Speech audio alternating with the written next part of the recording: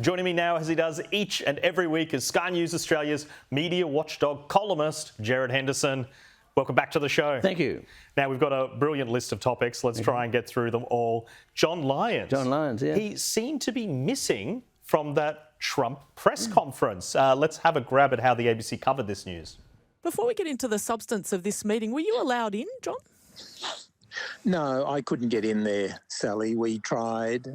Usually, according to convention, I mean, you'd know this as a foreign correspondent. Normally, the Washington bureau chief for the ABC, in Washington, is usually part of the team. There's usually a travelling journalist with the Prime Minister from Canberra and the Washington bureau chief. But on this occasion, we made many requests to the Prime Minister Albanese's office, and we were declined.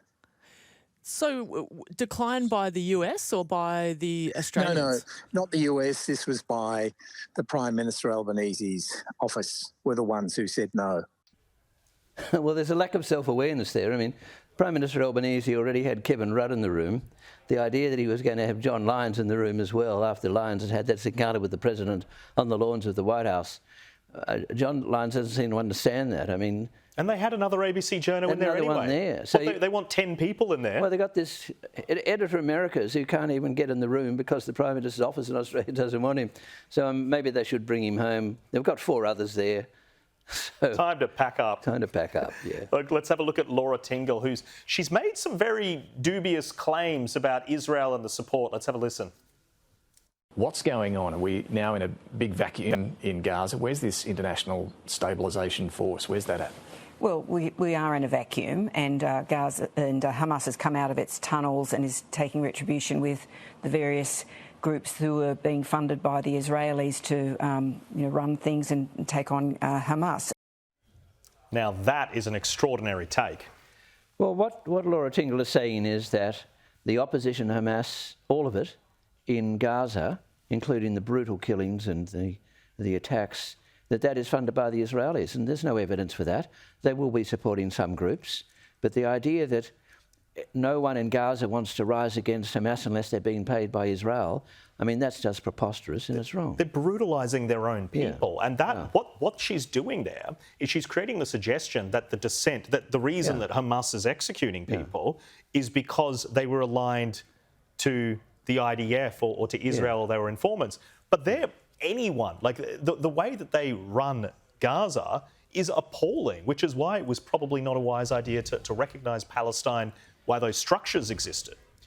Yeah, well, I mean, she just has... I don't think... Look, it's a state secret whether she's ever been to the region. They won't tell me, so I don't think she's very well informed. But the idea that Israel's responsible for risings against Gaza, or in Gaza against Hamas, is just ludicrous. Well, let's have a listen to Nine's Peter Harcher talking about the Australian-American alliance. For the first time in post-war history, you've got, in the history of this alliance, this is no longer a values-based alliance. It was always based on the shared value of democracy. Well, Trump doesn't believe in democracy. What we see here is an authoritarian leader trying to consolidate power as an authoritarian. Well, it's like Mr. Harcher sort of joined the No Kings movement in the United States. I mean, the idea that Trump doesn't believe in democracy, well, at the moment he can't get his budget through the Congress. If he was a king, he'd go and knock some people off.